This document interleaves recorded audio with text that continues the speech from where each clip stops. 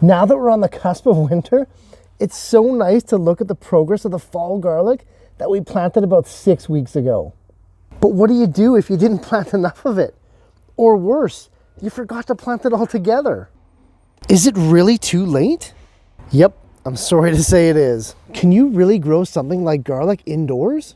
Well, yes, you can. And it's actually pretty easy, provided you observe a couple of key steps.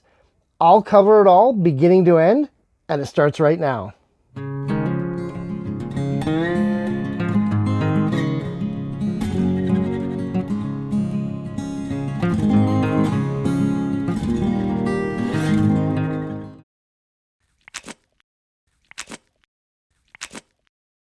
Before we can do anything, we have to subject our garlic bulbs to a process called vernalization.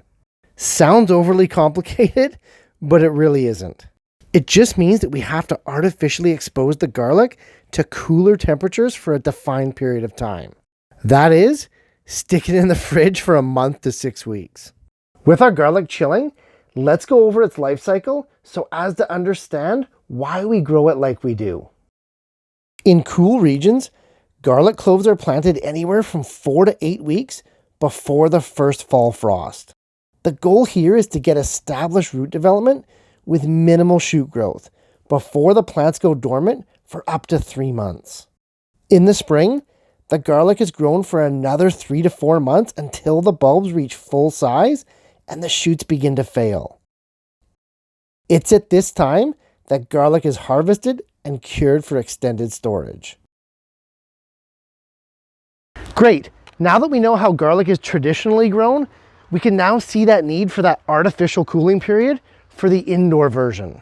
Planting your chilled garlic is going to be identical to how we'd be planting it outside. That is, we're going to need a rich, well-drained, pH-neutral potting soil and your container of choice. Indoor garlic growing usually defaults into container garlic growing simply because most people don't have raised beds or garden plots inside. You can grab any of the commercial mixes from the store, add in about 10% sand, and you're good to go. I myself have been having a run of bad luck lately with any of the indoor mixes that I bought, be it from spider mites or just poor growth altogether, so I've resorted to making my own. It's essentially a 50-50 mixture of compost and coconut fiber, add in that 10% sand like we talked about before, and then some optional amendments.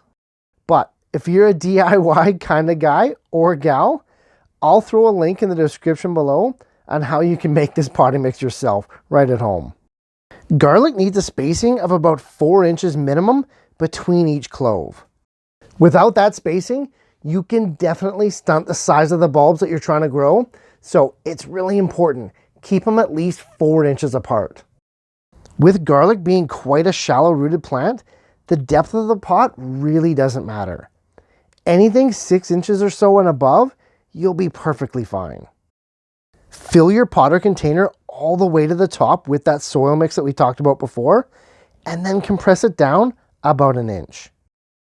We're now ready to plant, so let's go prep that garlic. Prepping a garlic bulb for planting only takes a few seconds. New garlic bulbs are grown from the singular cloves of an existing bulb. This is what makes them so easy to grow. All we do is separate the individual cloves from the main bulb and remove all the paper coverings except the inner one that's covering the clove itself. Leave that intact. Try not to overly pry off those cloves that seem stuck. Simply move around the bulb to find an easier one.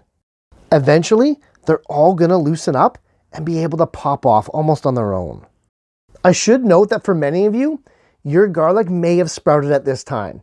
Don't worry, that's completely normal. I have some that do, some that don't. It's not an indicator of a good crop or a bad one. Now that the garlic cloves are prepped, we're ready to plant. Intuitively, garlic is planted root side down.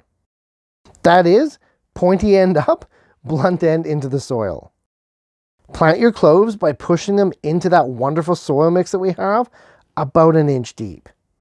With no worry of frost indoors, there's no need to plant any deeper. Again, observe that 4-inch plus spacing. Pinch the holes closed and our garlic is fully planted. Fantastic. I do tend to mulch my garlic at this point. It's an optional step, but really it's good gardening practice indoors or out, and it does help with mitigating water loss due to evaporation. Speaking of water, go ahead and complete this celebratory last step and water your garlic. One good soaking should last your garlic 6 to 8 weeks. Roughly 2 months later, use the finger test to see how moist the soil is, or if you have a moisture meter, use that too. Too dry is better than too wet, especially with indoor garlic. So keep that in mind. Within a month, you'll likely see your garlic start to sprout, if it hasn't already. This is great and a sure sign that your cloves are viable. At this point, the planted garlic will be hanging out with you indoors all winter long.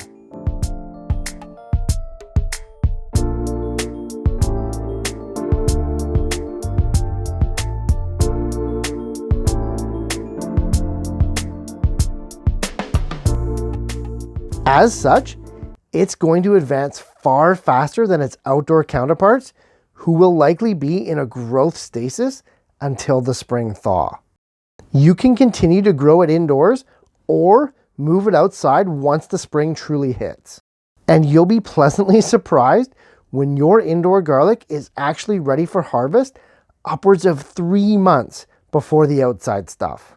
Your growing buddies will wonder how the heck you're getting garlic bulbs ready for harvest in April.